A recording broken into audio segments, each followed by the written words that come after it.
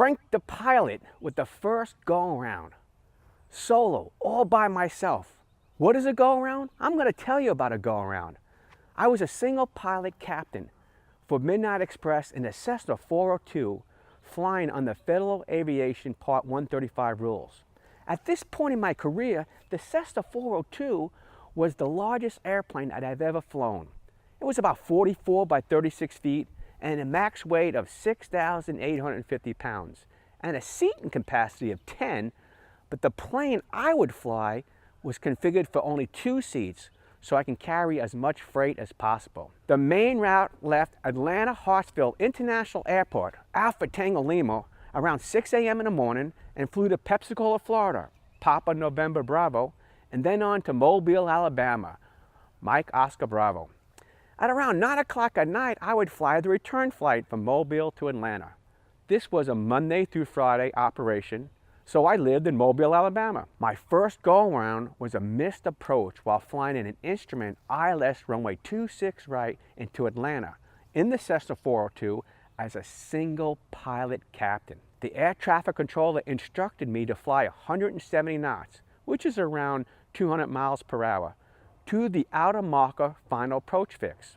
The 170 knots is about 40 or 50 knots faster than the normal approach in the Cessna 402. We generally fly this faster speed to the final approach fix in order to maintain constant flow control with the other jets. Jets fly faster speeds into Atlanta, which is a very busy major international airport.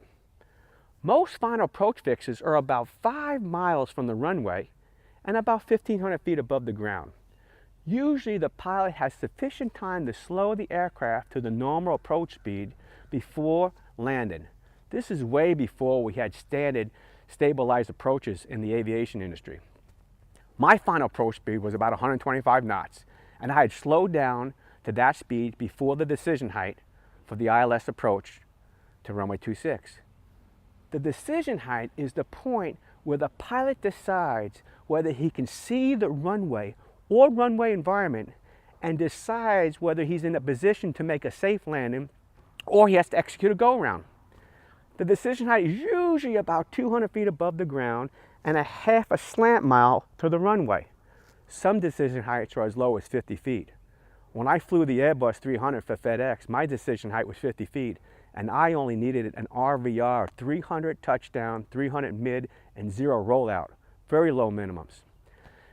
On this particular landing, the weather was very poor and the visibility was bad. It was so foggy out that night. When I arrived at the decision height, I didn't see the runway. All I can see was the red Fly Delta lights on the Delta maintenance building in the middle of the airport. Pilots do go-arounds for many reasons. That nasty night, I had to make a pilot command decision to execute a missed approach and fly a go-around because I could not see the runway. It was the safe and legal decision to make. It's not a good feeling when you're all by yourself at night in bad weather and you cannot see the runway to land. But pilots don't have the time to reflect on feelings at 200 feet. That time must be used to execute pilot motor skills. During the go-around, the pilot must command the controls to transition the flight from the landing flight phase to the takeoff flight phase. Max power, flaps up 1 notch, positive rate, gear up. Check your missed approach altitude. At 1,500 feet, set climb power. Level off, flaps up, complete the after takeoff checklist. Note, it's very important, ANC, aviate, navigate, and communicate.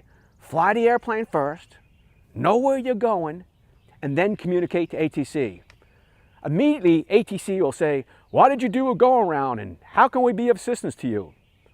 Level off, settle your thoughts, aviate, navigate, then communicate. Remember, ATC is on planet Earth. The pilot is above planet Earth.